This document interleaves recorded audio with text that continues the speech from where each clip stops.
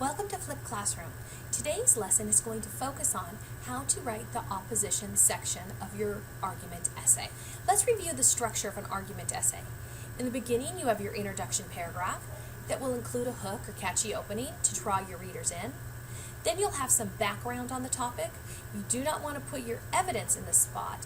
Rather, just some information that'll let your readers get a taste of what the topic is.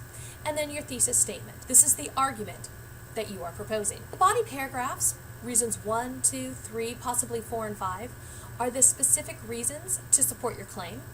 And then is followed the opposition paragraph, what the other side would claim, what experts would have to say, and your rebuttal. Why is your claim more accurate or outweighs the other side? Then you'd complete your essay with the conclusion paragraph. So let's take a closer look with some examples.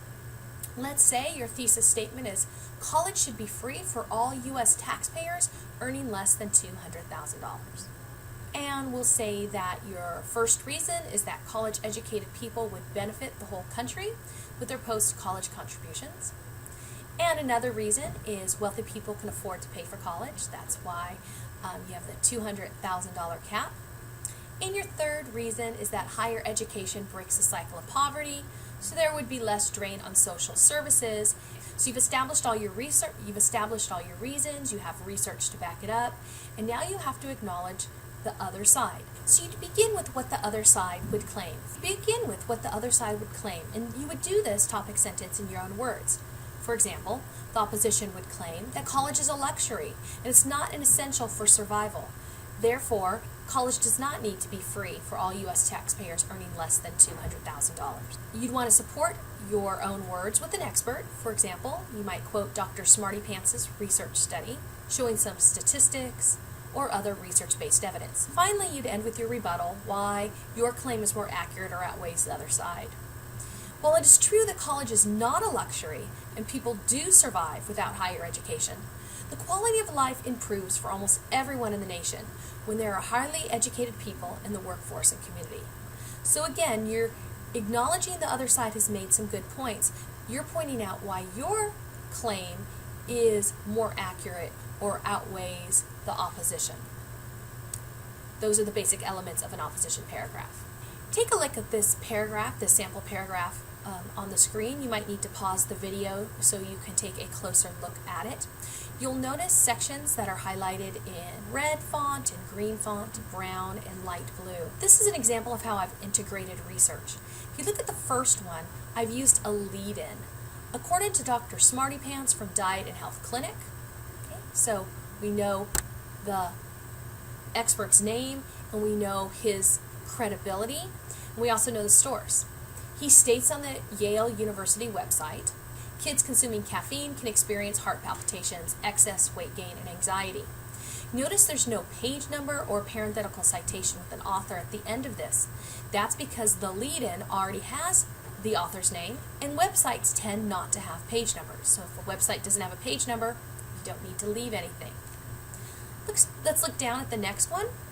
Johnny Thirsty, an 8-year-old from Prairie Elementary School, said, so you might wonder how an 8-year-old can be an expert. Well, if you look back at the topic, it's about children drinking soda. So in this case, he is an expert.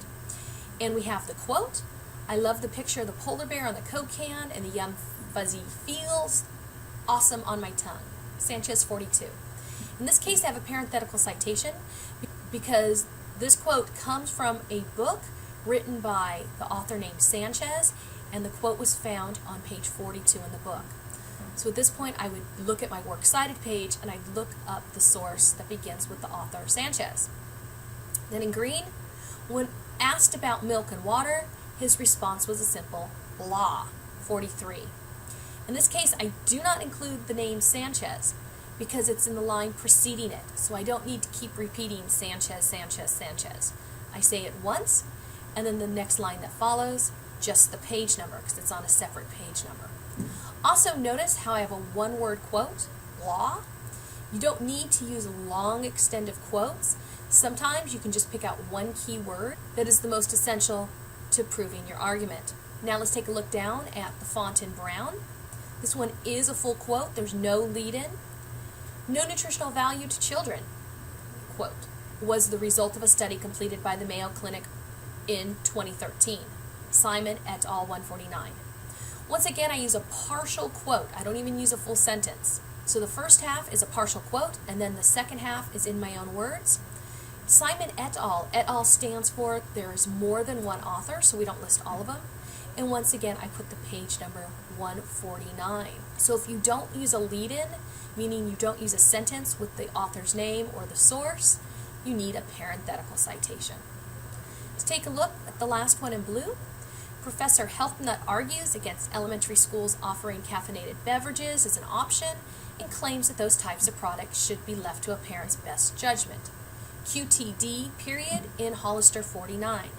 Okay. Notice there's no quotation marks in this. That's because it's a paraphrase or a summary, but it's still not my idea, so I'll have to give credit to the author.